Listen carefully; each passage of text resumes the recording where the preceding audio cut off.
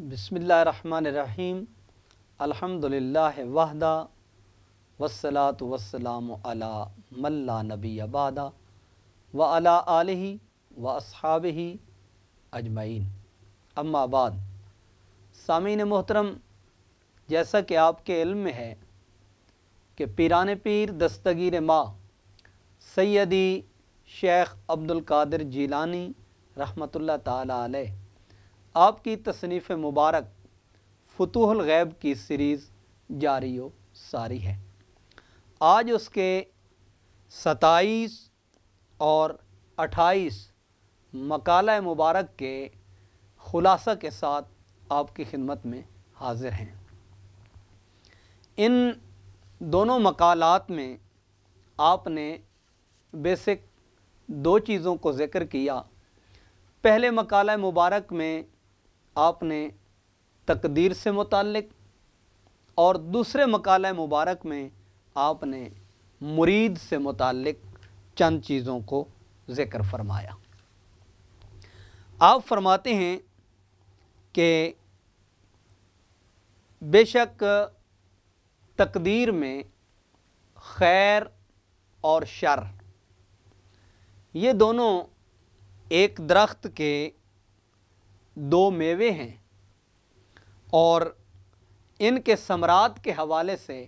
आपने जिन चीज़ों को ज़िक्र किया वो काबिल ज़िक्र हैं। फरमाते हैं फ़ी बयान अन्नल खैर वश्शर्र समरातान मिन गुस्नैन अहदुहुमा अल हुलु वल आखिरो अल मुर। फरमाया कि बेशक खैर और शर ये एक दरख्त की दो टहनियों के फल हैं, उनमें से एक मीठा है और दूसरा तुर्श यानी कड़वा है। आप फरमाते हैं इजअलिल खैरा वश्शर्रा समरतैन मिन गुस्नैन मिन शजरतिन वाहिदतिन अहदुल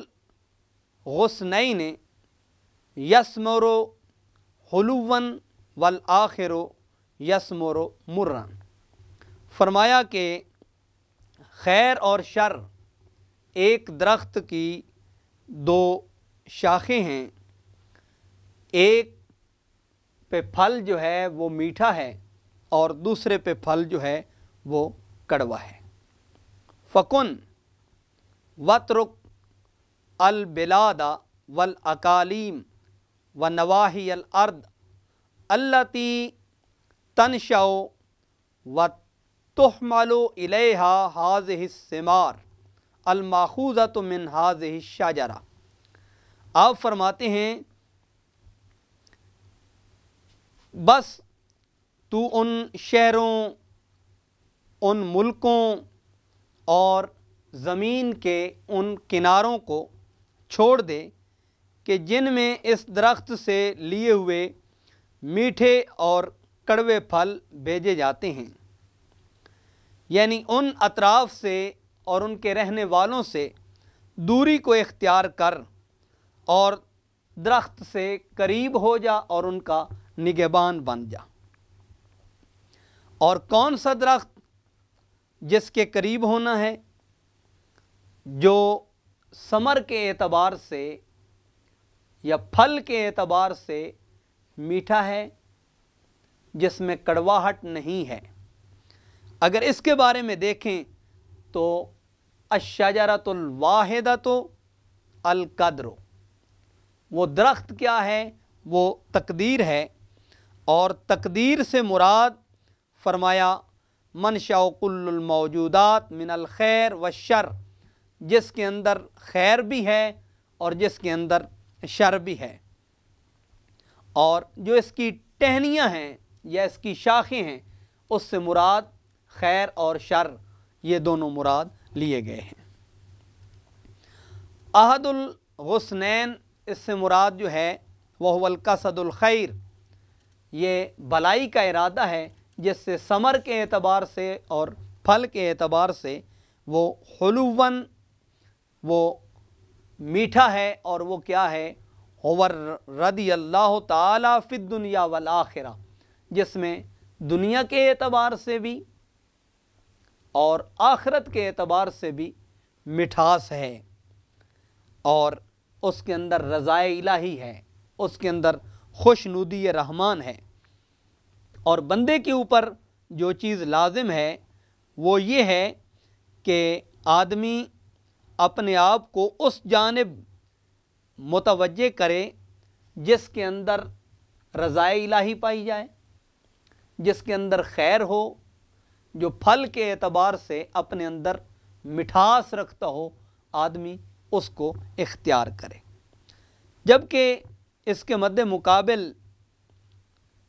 दूसरी शाख जिसका फल जो है मुर्रुन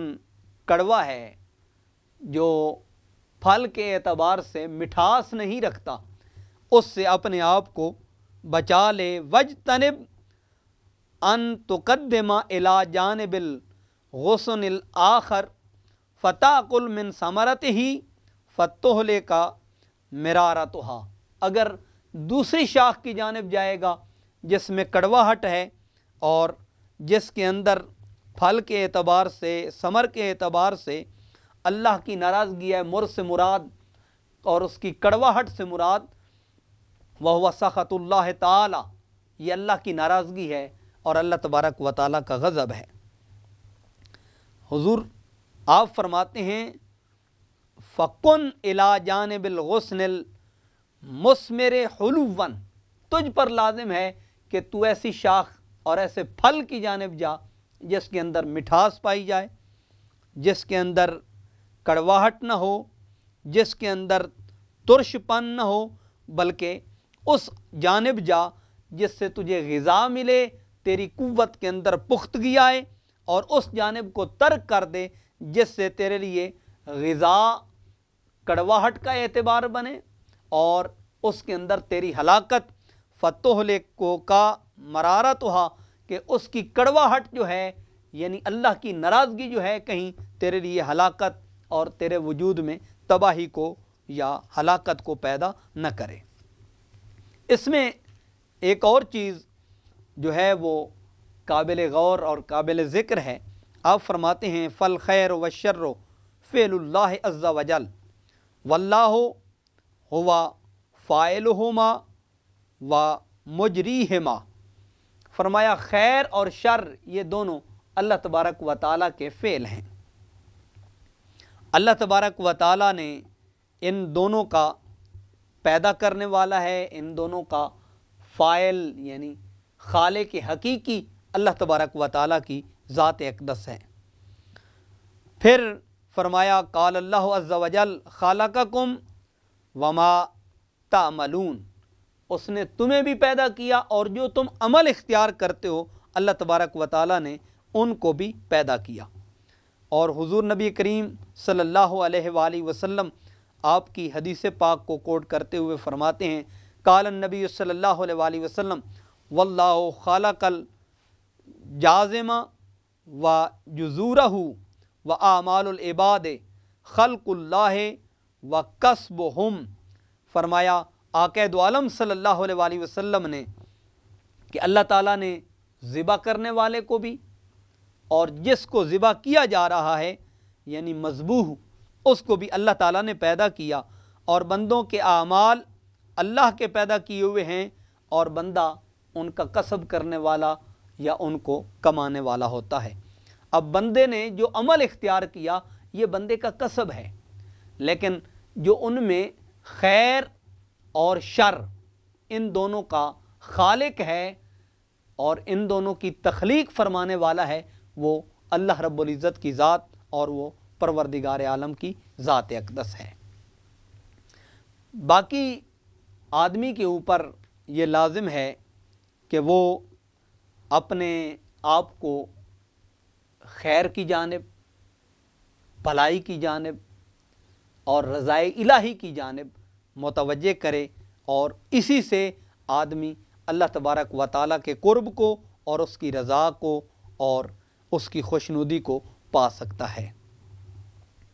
बंदे के लिए क्या है अल्लाह ताला की तौहीद, اس کی معرفت، جس کے نتیجے میں اللہ تبارک و تعالی بندے کے اوپر و موارد الغیب من انواع الاسرار والعلوم و انوار القرب، اللہ تبارک و تعالی اپنے غیب کے دروازے کھول دیتا ہے، یہاں تک کہ اسرار و رموز کی جو اقسام ہیں، علم کی جو انواع ہیں اور قرب کی انوار کے جو ذرائع ہیں وہ بندے کے اوپر کھل جاتے ہیں، یہاں تک کہ بندہ اللہ تبارک و تعالیٰ کی رحمت کی لپیٹ میں آ جاتا ہے، اور بندے کا دل جو ہے یہ اللہ تعالیٰ کے انوار،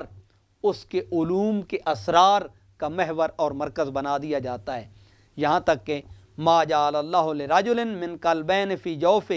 اللہ تعالیٰ نے کسی آدمی کے وجود کے اندر دو دل نہیں رکھے، اس کے سینہ کے اندر اللہ تبارک و تعالیٰ نے ایک ہی دل رکھا ہے۔ جب دل ایک ہے تو بندے کی توجہ کا مرکز بھی ایک ہی ذات ہونی چاہیے، اور وہ اللہ رب العزت کی ذات ہے، اور وہ پروردگار عالم کی ذات اقدس ہے۔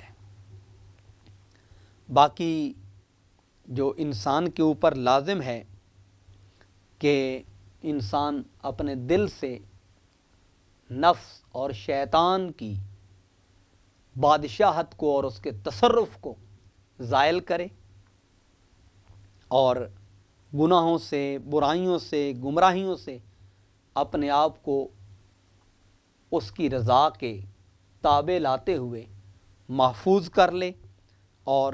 نفس و شیطان کی حکومت کو اپنے دل سے زائل کر دے۔ جب آدمی کا وجود ان سے آرام پاتا ہے تو پھر آدمی کے دل کا جو صحن ہے وہ پاک، صاف، طیب اور طاہر ہو جاتا ہے، یہاں تک کہ وفارغت دار الملک التی وہی القلب، یہ جو بادشاہی محل ہے جس میں بادشاہ جلوہ گر ہوتا ہے، وہ انسان کا قلب اور انسان کا دل ہے، یہ پاک، صاف اور منزہ اور مبرہ ہو جاتا ہے۔ فَأَمَّا الْقَلْبُ فَصَارَ مَسْكَنًا لِلتَّوْحِيدِ وَالْمَعْرِفَةِ وَالْعِلْمِ، پس یہ وہ مقام ہے جب انسان کا جہاں پہ دل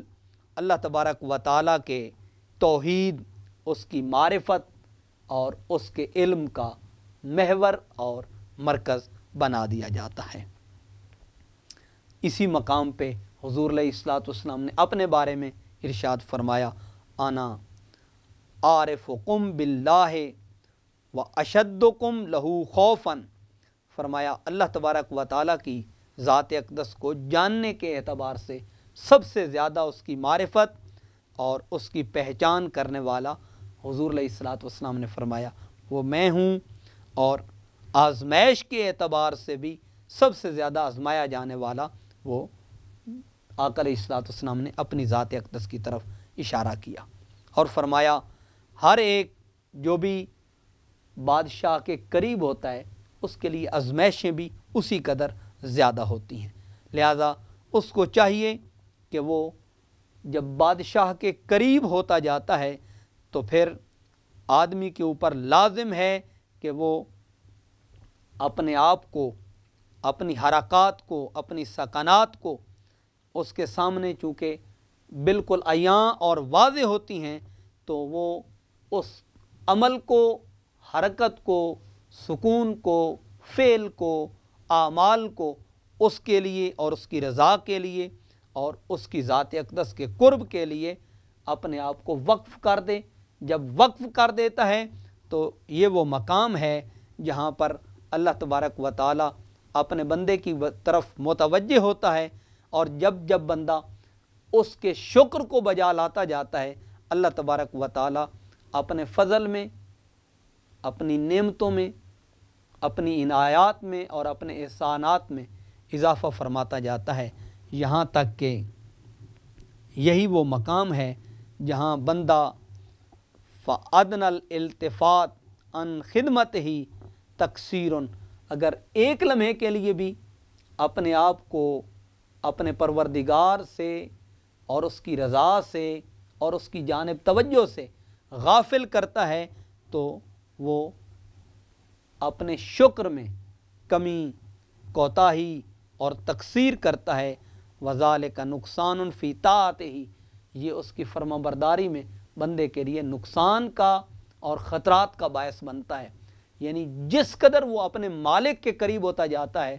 تو اسی قدر اس کے لیے آزمائشیں بھی بڑھتی جاتی ہیں، اور بندے کے اوپر لازم ہے کہ وہ خیر کے راستے کو اختیار کرے اور ہر لمحہ، ہر پل اور ہر لحظہ اس کی جانب متوجہ رہے۔ جس طرح آقا علیہ الصلوۃ والسلام نے فرمایا کہ انسان جو ہے یہ اس کی زندگی کا انحصار یہ مہینوں، سالوں، دنوں اور صدیوں پہ نہیں، الانفاس معدودہ، اس کا انحصار گنے چنے سانسوں کے اوپر ہے، اور اگر ایک پل اور ایک لمحہ اگر اس کے ذکر، اس کی یاد اور اس کی فرما برداری سے الگ ہوتا ہے فَهُوَ مَيِّتٌ، وہ مردہ ہے، گویا کہ اس سانس کی کوئی قدر و قیمت نہیں ہے۔ تو آدمی اپنے آپ کو گناہوں سے، اپنے آپ کو شر سے، خطا سے محفوظ اسی طریق پر کر سکتا ہے کہ انسان دنیا اور آخرت کی بجائے اپنے خالق و مالک کی جانب متوجہ ہو۔ جب اس جانب متوجہ ہوتا ہے تو اللہ تبارک و تعالیٰ کا فضل، اس کی عطا، اس کا احسان یہ بندے کو شامل حال ہو جاتا ہے۔ دوسری جگہ آپ نے جو احوال مرید کے ذکر کیے ہیں اس میں ایک چیز بطور خاص آپ نے تنبیہاً ذکر کی، فرمایا اترید الراحہ والسرور والدعا والحبور والامن والسکون والنعیم والدلال وانت بعد فی کیر سب کے والتذویب وتمویت النفس ومجاہدت الہوا وازالت المرادات والاعواد الدنیا واخرى۔ آپ فرماتے ہیں کیا تو یہ ارادہ رکھتا ہے کہ راحت و سرور کا، خوشی و آسودگی کا، امن و سکون کا، ناز و نعمت کا، اور حالت تیری یہ ہے کہ ابھی تک تو نفس کو مارنے اور خواہشات کو فنا کرنے کا مجاہدہ کرنے والا ہے؟ گویا مرید کو یہ بتایا جا رہا ہے کہ ابھی تک تو راستے کا راہی ہے، اور منزل پہ پہنچنے والوں کے سکون کو، آرام کو، چین کو تو تلاش کرتا ہے اور سمجھتا ہے کہ میرے لیے یہ چیزیں ہوں گی۔ فرمایا نہیں، یہ تو منزل پہ پہنچ کے سب چیزیں ملتی ہیں اور ان سب چیزوں کو تو حاصل کرتا ہے، تو راستے میں ابھی راستے کا راہی ہے اور ان چیزوں کا متلاشی ہے۔ فرمایا نہیں، دنیا ہو، آخرت ہو، اور ان کے معاوضے ہوں، ان کی مرادیں ہوں، ان کو وجود سے دھو ڈال، ان کو وجود سے زائل کر دے، اور یہ سوچنا بھی چھوڑ دیں کہ تیرے لیے راحت ہوگی، تیرے لیے چین ہوگا، تیرے لیے آرام ہوگا۔ فرمایا دنیا تو مشقت، زہد، ریاضت، مجاہدہ تیرے اوپر لازم ہے، اور اس کے لیے ضروری ہے کہ تو منزل پہ نگاہ رکھتے ہوئے ان کو طے کرتا جا، ان کو عبور کرتا جا، اور یہ مت سوچ کہ تو اس میں آرام کو، چین کو، سکون کو، طمانینت کو حاصل کر لے گا اور ان کو پا لے گا۔ فرمایا ابھی تو بھٹی میں ہے اور اپنے وجود سے خصائل رذیلہ کو دور کرنا چاہتا ہے، تو پھر اپنے آپ کو اپنے مالک کے، اپنے خالق کے سپرد کر دے، اور تیرے اوپر لازم ہے کہ الباب مسدود الی ذالک وقد بقیت علیک۔ فرمایا تجھ پر لازم ہے کہ تو ہر چیز کے زائل ہو جانے تک اپنے آپ کو ان تمام راحتوں کے، چینوں کے، سکونوں کے دروازوں کو بند کر دے۔ وقد بقیت علیک، تیرے اس بقیہ کا بقیہ یعنی اس حال میں کہ ابھی تک تیرے وجود میں اس کا ذرہ بھی باقی ہے، تو یہ مت سوچ کہ تو نے منزل کو پا لیا، کیونکہ جب تک بندے کے وجود میں باقی ہے، آدمی اپنی منزل کو اور اپنے مقام کو اور اپنے منصب کو حاصل نہیں کر پاتا۔ آپ نے ایک مثال دی ہے، آپ فرماتے ہیں المکاتب عبد ما باقی علیہ درہم، فرمایا عبد مکاتب وہ ہے جس سے اپنے آقا نے یہ کہا کہ تو اتنے پیسوں کے بدلے میں آزاد ہے، مجھے یہ دے دے، تو فرمایا اگر ایک درہم بھی اس کے اوپر باقی ہے تو وہ آزاد نہیں ہو سکتا۔ اسی طرح تیرے وجود میں کا ایک ذرہ بھی باقی ہے تو اس کے قرب و وصال تک نہیں پہنچ سکتا۔ تیرے اوپر لازم ہے کہ اپنی میں کے اس ایک ذرہ کو بھی اپنے وجود سے زائل کر دے، اپنے وجود سے دھو ڈال۔ جب تک تو اس کو دھو نہیں دیتا، زائل نہیں کر دیتا، انت مسدود عن ذالک، تو قرب الہی سے تجھے باز رکھا جائے گا۔ قرب الہی کی راہ تجھ پر ہموار نہیں کی جائے گی۔ ما باقی علیک من الدنیا مقدار مس نوات الدنیا ہوا کا، اگر تیرے وجود میں ایک گٹھلی کے برابر بھی خواہشات موجود ہیں تو تو قرب الہی تک رسائی حاصل نہیں کر سکتا۔ تجھ پر لازم ہے کہ دنیا ہو یا آخرت ہو، ان کی خواہشات کو، یہاں تک کہ دنیاوی لذات کو، دنیاوی خواہشات کو، تمناؤں کو، آرزوؤں کو اپنے وجود سے نکال کے پھینک دے۔ یہاں تک کہ تیرے وجود میں حور و غلمان، ان کی طلب، ان کی تڑپ، حور و قصور اور محلات کی چاہت بھی تیرے وجود میں ہو تو سمجھ کہ تو ابھی تک مخلوق میں پھنسا ہوا ہے، خالق تک کیسے پہنچ پائے گا؟ خالق تک پہنچنا ہے تو فرمایا اپنے وجود سے ان چیزوں کو نکال کے باہر پھینک دے اور خالق کو طلب کر۔ اگر ان چیزوں میں سے کسی چیز کی بھی طلب ہے تو تیرا ابھی تک نفس جو ہے وہ تجھ پر غالب ہے، اور اپنے نفس کا سر کچل دے، اس کا کلا کما کر دے، اس کے سر کو اس کے تن سے جدا کر دے، تو پھر قرب الہی، وصال الہی، رضا الہی کے راستے تجھ پر ہموار ہوں گے۔ آپ فرماتے ہیں انت یا مومن اذا صبرت علی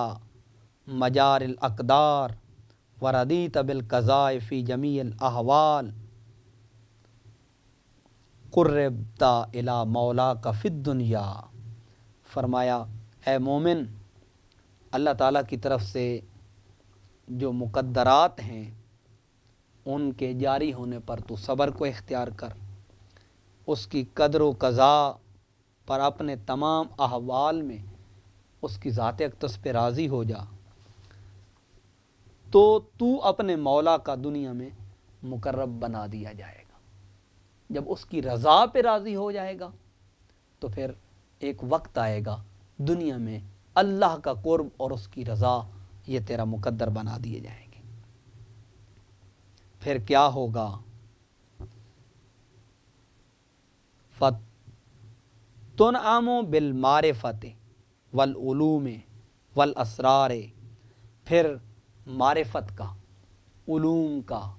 اسرار کا تجھ پر انعام ہوگا۔ وَتُسْكَنُ فِي الْآخِرَةِ دار السلام مع الانبیاء والصدیقین والشہداء والصالحین، پھر آخرت میں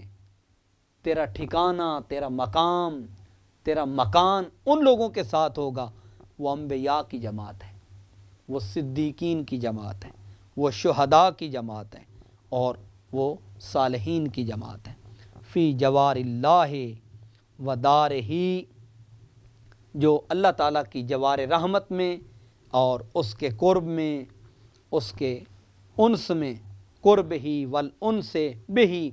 فصبر ولا تستعجل وردہ بالقضاء، فرمایا اس کے انس میں اس صبر کو تو پا لے گا اور اس کی رضا و قضا میں تو عجلت کو اختیار نہ کر، بلکہ اس پہ راضی ہو جا۔ جب تو راضی ہو جائے گا تو پھر تیرا حشر، تیرا مقام، تیرے لیے مکان کا جو انتخاب ہوگا وہ انبیاء کے ساتھ، صدیقین کے ساتھ، شہداء کے ساتھ، صالحین کے ساتھ ہوگا، لیکن تبھی ہوگا جب تیرے وجود سے میں کا، انا کا، کبر کا، تکبر کا، وڈیائی کا، منصب کا، عہدے کا، مناقب کا، مناسب کا بت زائل کر دیا جائے، تیرے وجود سے ان چیزوں کو نکال پھینک دیا جائے اور تیرے وجود میں کا نام و نشان نہ رہے، تو پھر تو اس پاک باز لوگوں کی جماعت کے ساتھ شامل ہو جائے گا۔ اور مرید کے لیے یہی لازم ہے کہ وہ شیخ کے سامنے اپنے آپ کو یوں پیش کرے جیسے دھوبی کے سامنے کپڑا ہوتا ہے، قصاب کے سامنے جانور ہوتا ہے، سونار کے سامنے سونا ہوتا ہے، کمہار کے سامنے مٹی ہوتی ہے۔ آدمی اپنی ہستی کو، اپنی تمناؤں کو، اپنی خواہشوں کو، اپنے ارادوں کو فنا کر دے۔ جب فنائیت کے اس مقام پہ پہنچتا ہے تو پھر اس کی رضا اور اس کے قرب کے جو دروازے ہیں وہ کھول دیے جاتے ہیں اور آدمی کو اس کی رضا، خوشنودی، اس کا قرب اور اس کا وصال نصیب ہوتا ہے۔ اور مرید کے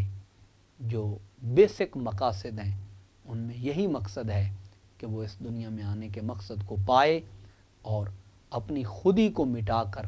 اپنے خدا تک رسائی کو حاصل کرے۔ وما توفیقی الا باللہ۔